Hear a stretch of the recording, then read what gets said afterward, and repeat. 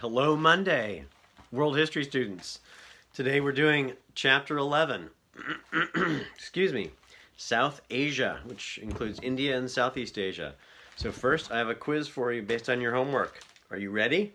Here we go. We've got 5 questions plus 1 extra credit question. Do you miss those little quarter pieces of paper? I do. Maybe you don't. Anyway, this time Google Doc again. Number 1 is from number 3 on your homework. What 2 religions competed with both forms of Buddhism and eventually won out throughout India?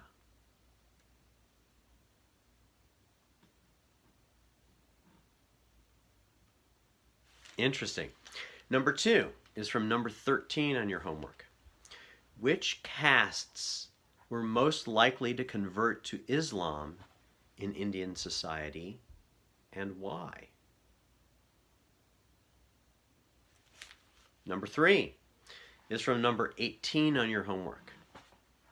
Why might the lives of peasants in this time period have been easier than the lives of Indian peasants today? You can only guess. But your textbook does guess. Number 4 is from number 25 on the homework. What part of culture especially influenced the development of Indian music? Nice. And number 5 is from number 31 on your homework.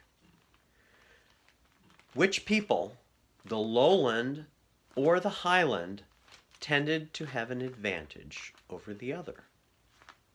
That's just a 1 or 2 word. It's either lowland or highland is the answer to that.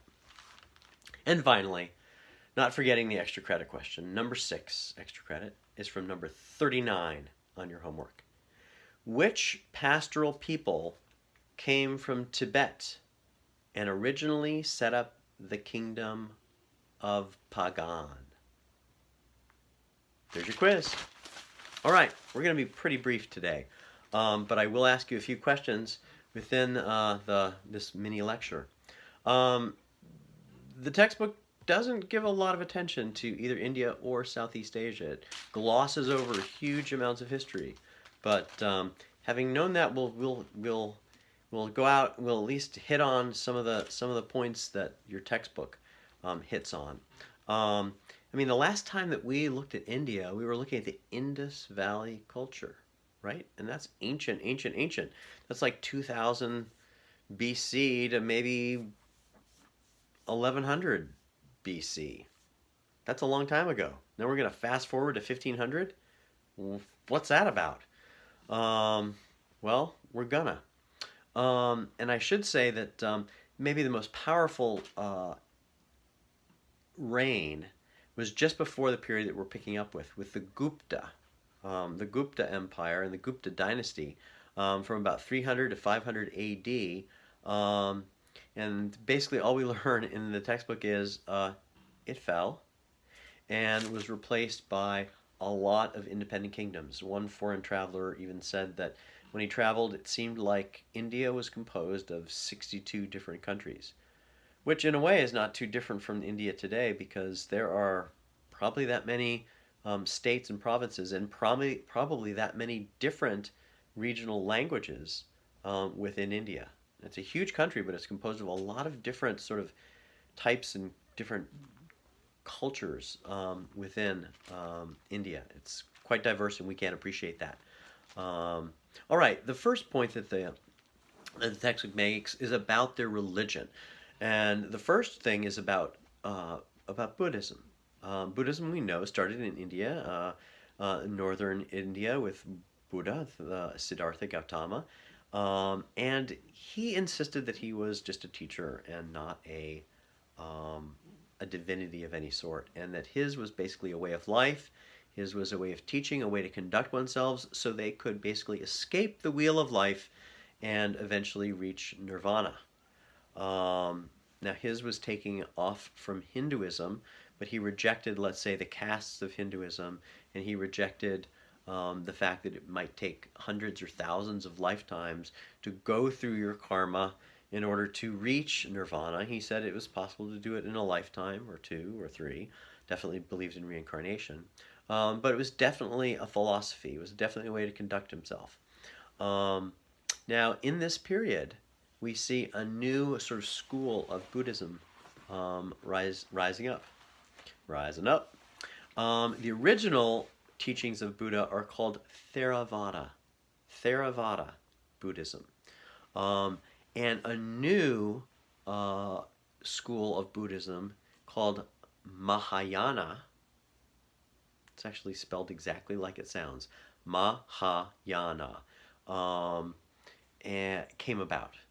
And that was one that began to worship Buddha as a divinity. And part of the thinking along those lines came from the fact that many people thought that Theravada Buddhism required much too much attention and much too much time for an ordinary person to ever reach nirvana.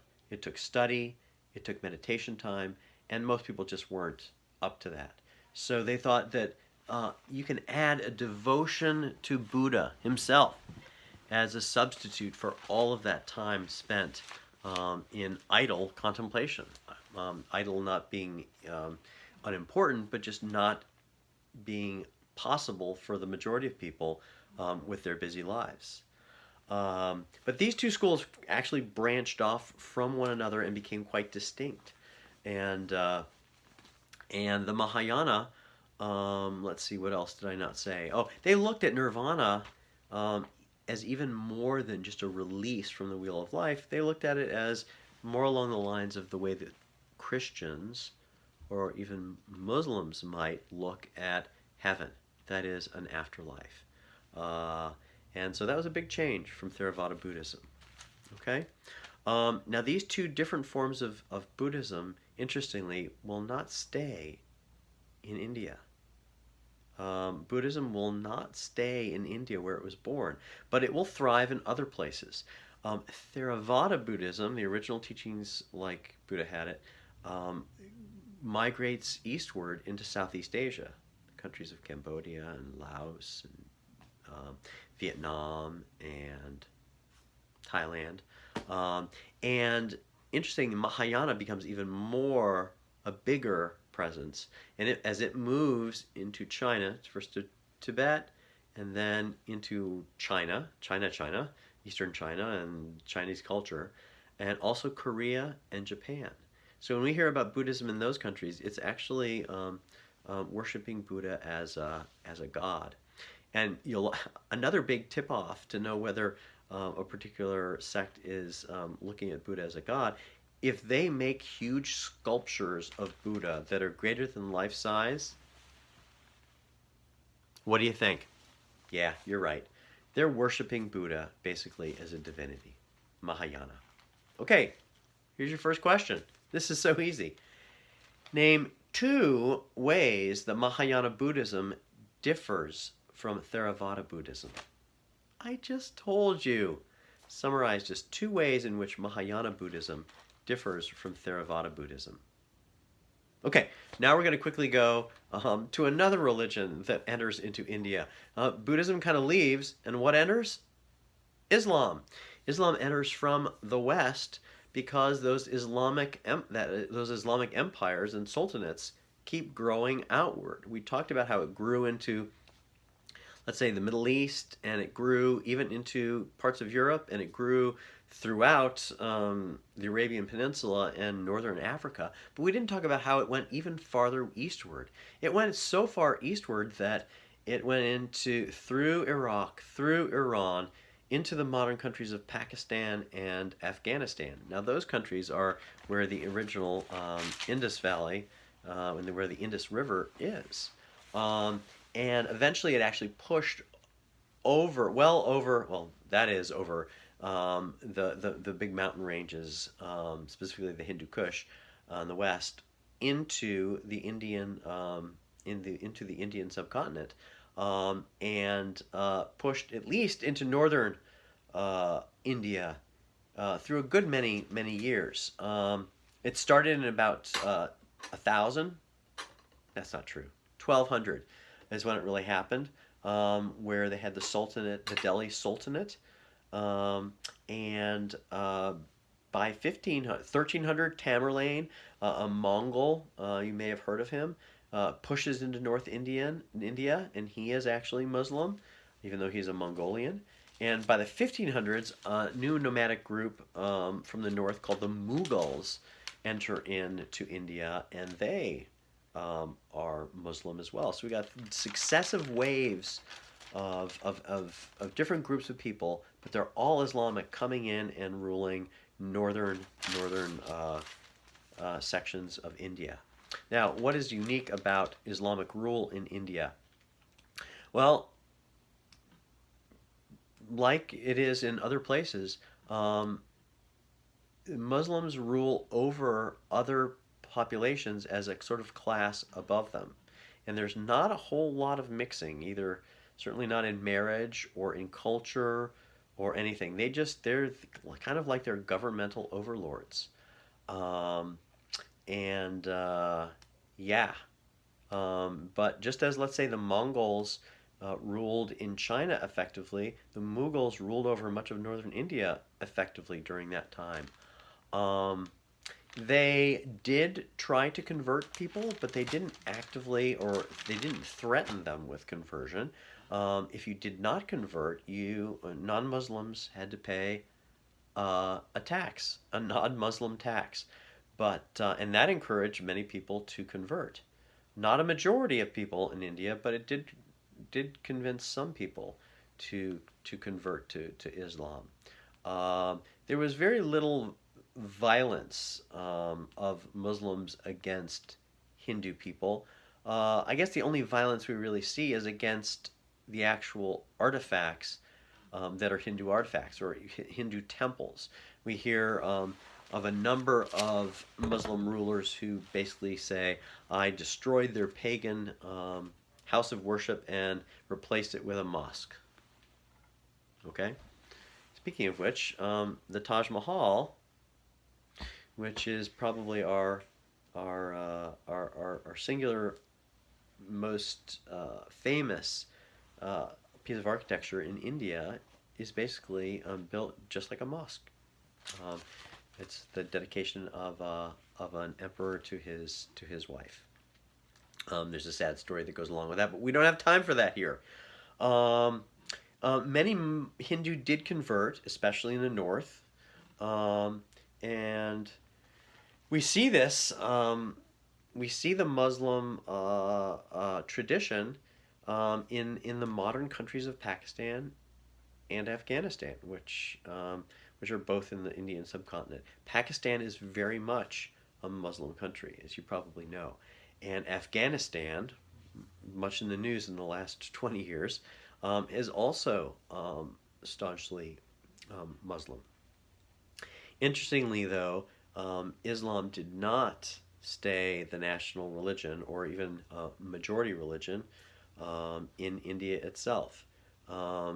It remain the first religion that was there. Hinduism remains the primary religion throughout the nation of Islam. I'm sorry, throughout the nation of India. Um, and I should say that it's probably pretty obvious why India didn't easily convert from Hinduism to to Islam. Before we get to that, I've got a question for you. It's number two. Name two features about Muslim rule in India over its Hindu population. So, name two features about Muslim rule in India over its Hindu population. I named about four things there. Just give two features about Muslim rule. Anything about its popularity, about people converting, about any violence, about any of that stuff. Okay? About its ultimate fate, about its legacy, any two things. Okay, now I'm going to talk very briefly about probably why Islam did not stay the religion in northern India or anywhere in India. I mean, if you compare them, they're very, very different. Islam, the focus on very stark monotheism. in Hinduism, we've got this monism, which is one God but can be expressed in the form of thousands of different sort of deity images. Okay, very different from Islam.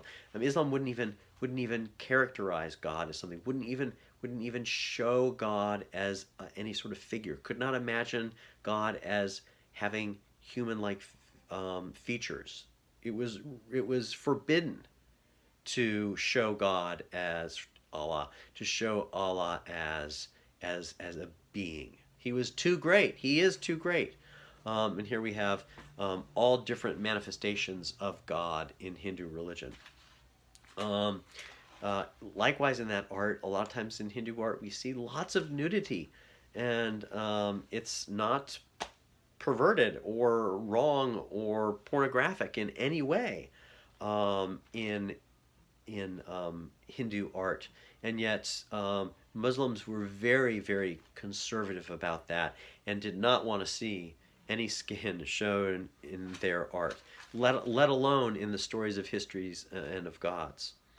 Um, Also, in Islam, no priests.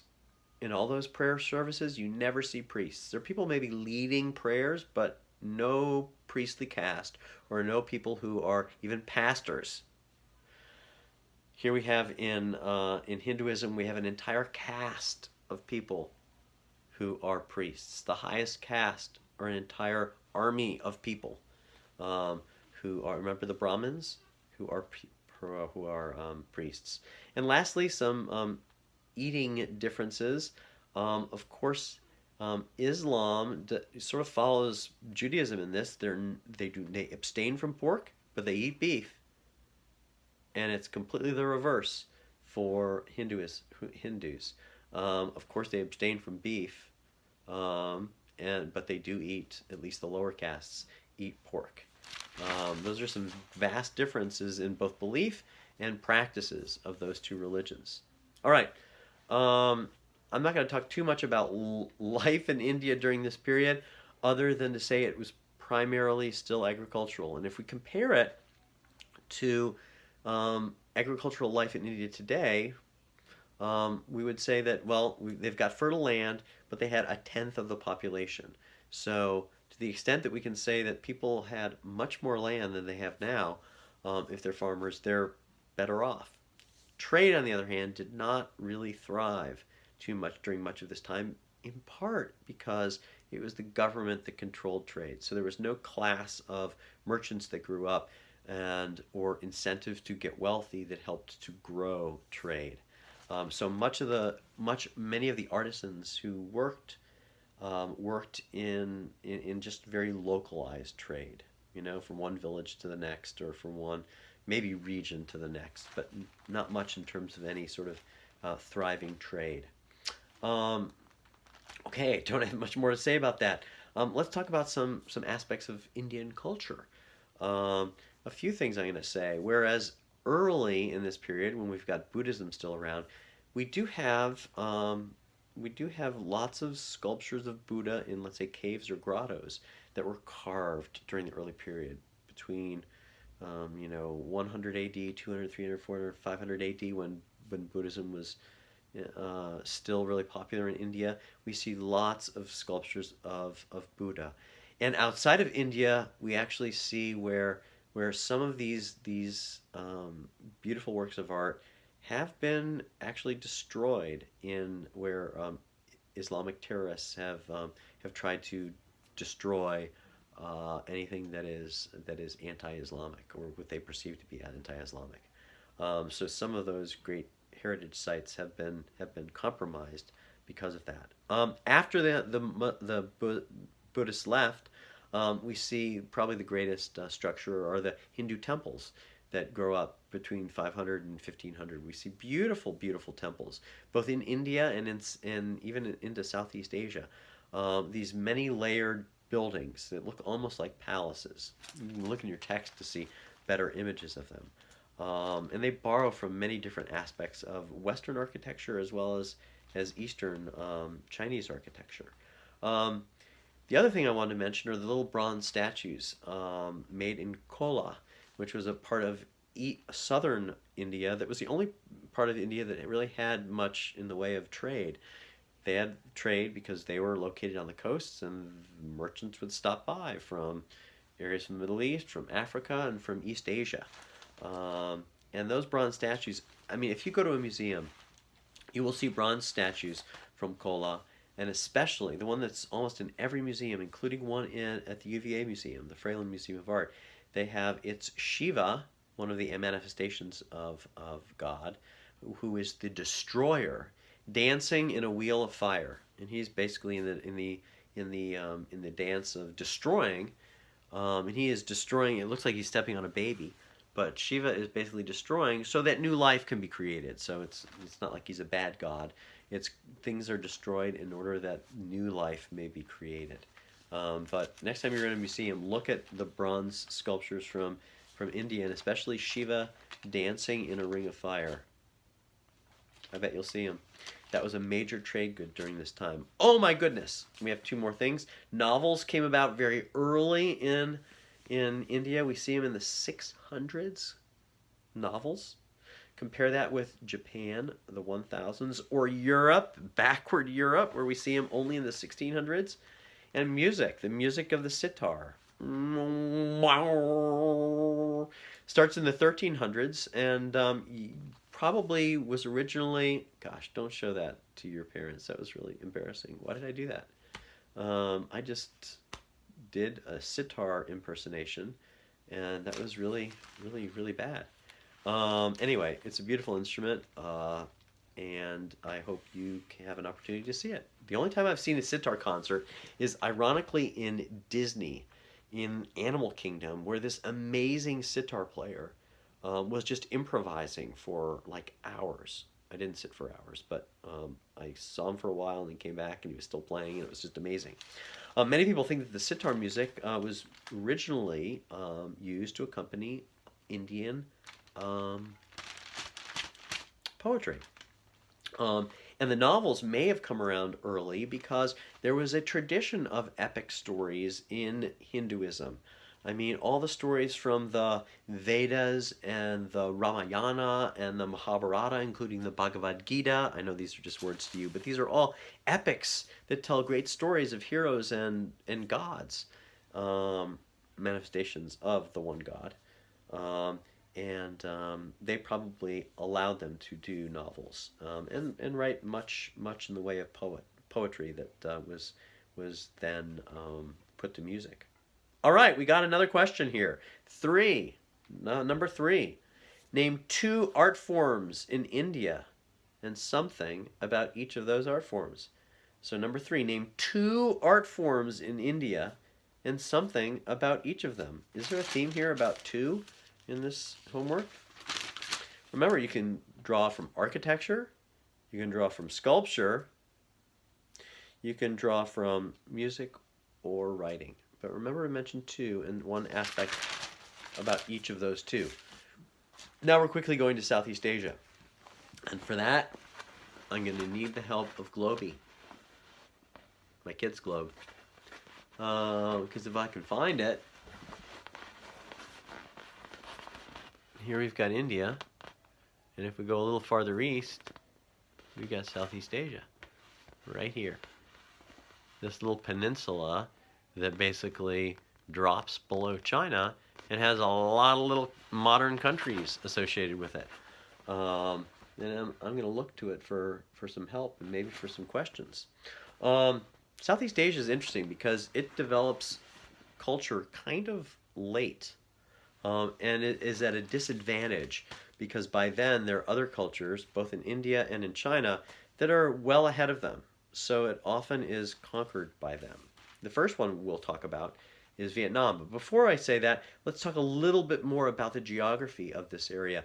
It's, again, that little peninsula that sort of hangs down below China, consisting of like Vietnam and Cambodia and Laos and Thailand and Burma, now called Myanmar, and the Malay Peninsula, Malaysia. What is it like geographically? Well, we look at it as just jungle, and much of it is sort of jungle-like. It's richly, densely forested, and much of it is comprised of river valleys that have lots of swamps and lowlands. Good for rice cultivation. The first place we think rice was cultivated. But also, it consisted of many, many mountain ranges. That's what created actually the river valleys. And these mountain ranges ran north to south. Okay, so we've got like 3 of these mountain ranges in this little peninsula. Now, what's that going to do to culture there? Well, both this densely forested swampland and these high mountains going north south are going to basically keep people separate. They're going to isolate people in these different regions, and that's probably why we've got maybe one China, but we've got like 6 different countries down here, because all of these countries basically have origins in ancient societies. Okay. And so here we are with our first question in Southeast Asia, which is number 4. How did geography influence the way that Southeast Asian culture developed? Just talked about it. Okay? How did geography influence the way Southeast Asian culture developed? All right. So the first one we've got is Vietnam, which is way over on the eastern part of this. Interestingly, it goes all the way down the eastern coastline.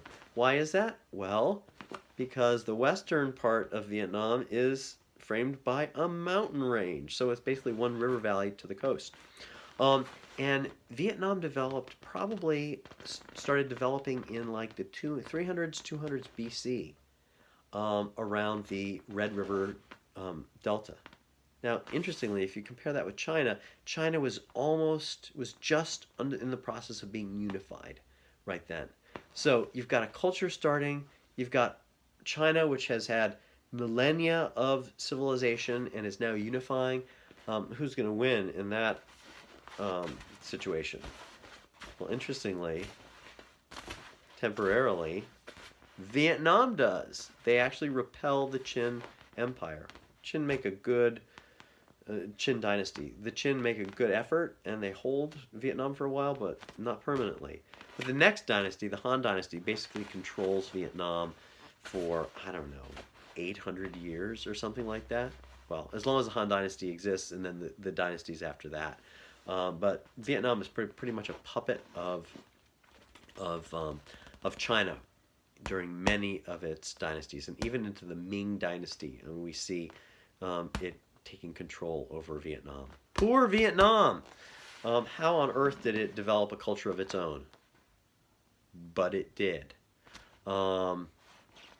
What are some other cultures in Southeast Asia? Well, I'm going to the text for that. Another ancient one was what eventually became Cambodia, and that was the Angkor civilization that came down closer to down in the west in the Mekong River Valley. And interestingly, even though it isn't too far away from China, that geographic isolation actually made it more accessible from India. So where we see in Vietnam, many of the institutions are Chinese, like the monarchical form of government and the provincial governors and that whole thing operated under the civil service examinations. They adopted that directly from China. We see in Angkor, we see them adopting a lot of Indian institutions. The Angkor replaced the ancient Funan. Wealth was still based on farming. Institutions were borrowed from India. West of them were the Pagan people, which in present-day Burma. They were originally a pastoral people. They eventually became farming people. In the 1300s, the Thai people from the north came down and basically attacked the Khmer, and so they took over part of their kingdom. The Khmer moved to the east. The Thai set up between Burma and Cambodia, and here we have a civilization that became Buddhist, just like the Indians. And I say they borrowed many institutions from India. Interesting. However, all of these cultures also developed their own culture. Burmese culture developed, Thai culture developed, and Vietnamese culture developed, and Cambodian culture developed. Now, farther to the south, where they see this long peninsula extending from Southeast Asia almost to Borneo and to Java, we see the Malay Peninsula. And that, interestingly enough, was probably the only place that was really heavily influenced by trade. And it was because it was smack dab in the middle of the trade route from South China Sea over to the Indian Ocean. So that area was primarily developed through trade. Gosh, I don't have a whole lot on this. But in these different cultures, we see modern cultures rising. What have I mentioned? I've mentioned Vietnam, a modern culture. I've mentioned Cambodia from the Khmer. We have a modern culture there, and the capital is the same in Phnom Penh. We see the Thai culture, and we see the Burmese culture. Temporarily, we hope it's temporarily. That country is called Myanmar because some absolutists took it over. I actually know some Burmese immigrants. But hopefully Burma will be back in the hands of normal people sometime soon. But these all developed from very ancient societies. Is there anything else I want you to know other than what you learned from reading and the few things I said about Southeast Asia? I don't think so, but I do have a question for you, which is number 5 and the last one, and we can be done. Name 3 modern nations in Southeast Asia that have their roots in the ancient civilizations there. Oh my gosh, I just said that. Anyway, that's all I have for you today. Along with this video, you're going to get your homework for next week in Chapter 12. And Chapter 12 is going to be, we're going back to Europe in the Middle Ages. Awesome, because you know what? It's where I and your textbook feel much more comfortable. We are Western biased after all. Okay, thanks for your submittals. Thanks for listening to this. Thanks for doing your homework next week, which I know you'll do, right? And for cooperating during this time of basic stay-at-home quarantine. Hope you're well, stay well, and I hope to see you soon.